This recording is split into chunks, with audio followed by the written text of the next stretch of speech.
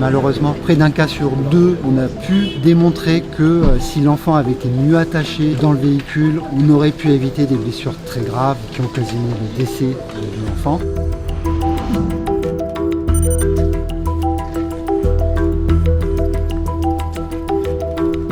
En 2024, selon les chiffres de la sécurité routière, 14 000 enfants ont été blessés sur nos routes. Parmi eux, 700 ont souffert de blessures graves, 46 ont perdu la vie. Des chiffres qui rappellent une réalité, pour les plus jeunes, la voiture reste encore un lieu de vulnérabilité. Partant de ce constat, l'association Prévention routière, le Centre européen d'études de sécurité et d'analyse des risques et le laboratoire d'accidentologie, de biomécanique et d'études du comportement humain ont mené une vaste étude dont les résultats ont été dévoilés début janvier 2026.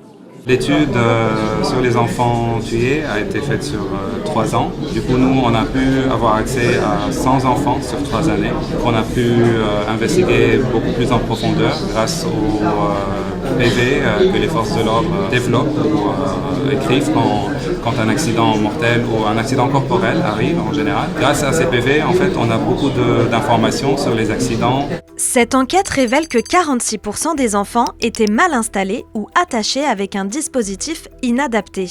Les blessures les plus sévères concernaient la tête, la colonne vertébrale et le thorax. Dans les enquêtes d'observation en bord de route, on a vu que 2 enfants sur 3 présentaient au moins une erreur d'attache. Les erreurs les plus fréquentes, ce sont le positionnement du harnais ou de la ceinture sur l'épaule, au niveau du bassin, mais aussi des erreurs d'attache du siège auto lui-même dans le véhicule. Par exemple pour l'isofix, on a beaucoup d'erreurs sur le 3e point d'ancrage qui empêche le basculement du siège auto. De nombreuses blessures pourraient être évitées simplement avec une installation adaptée, comme nous l'a expliqué l'expert de l'association Prévention routière. Donc là, ce qui est très important de vérifier, c'est le passage de la ceinture autour du siège et de l'enfant. Notamment là, sur ces nouveaux sièges, on a des marques vertes. Ça veut dire que c'est là qu'on doit faire passer la ceinture. Une marque verte au niveau de la tête, de l'appui-tête de l'enfant. Donc ça permet de bien positionner la ceinture sur l'épaule. On a une marque verte au niveau du bassin. Donc là, ça permet de s'assurer que la ceinture va passer à plat sur le haut des cuisses et retenir l'enfant par le bassin en cas de choc. Et là, en plus, on l'a pas sur tous les sièges, mais on a une marque devant l'enfant pour s'assurer que la ceinture ne va pas aller sur le ventre de l'enfant. Donc là, ça permet d'éviter des blessures à l'abdomen. La bonne pratique quand on choisit un siège, c'est vérifier que le siège auto est adapté à la taille de l'enfant. Pour les tout petits, on a tendance à passer à la génération suivante. On a envie que l'enfant grandisse vite, et puis après, c'est un peu le contraire. On a tendance à garder les vieux matériels. Donc vraiment, il faut voir la classe de taille qui s'applique au siège auto et prendre celui qui est adapté à l'enfant. Après, il faut vérifier que c'est compatible avec le véhicule.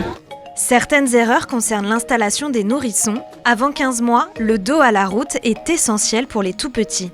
Parce qu'en fait, à cet âge-là, l'enfant a une tête qui est quand même grosse par rapport au corps, qui a encore des muscles, un cou qui n'est pas très résistant. Comme les chocs sont souvent des chocs frontaux sur les véhicules, il va être projeté vers l'arrière et c'est le dossier qui va retenir l'enfant sur toute la surface du corps, y compris la tête. Donc on a beaucoup moins de blessures graves au cou et à la tête grâce à ce système dos à la route.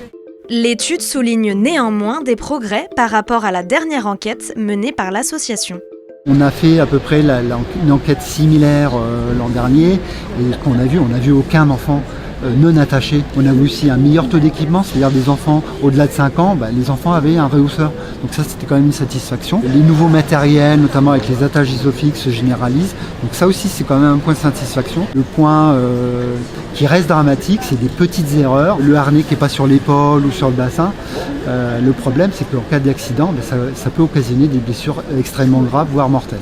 Pour ne prendre aucun risque, il existe des réflexes simples à appliquer avant de prendre la route et pendant le trajet.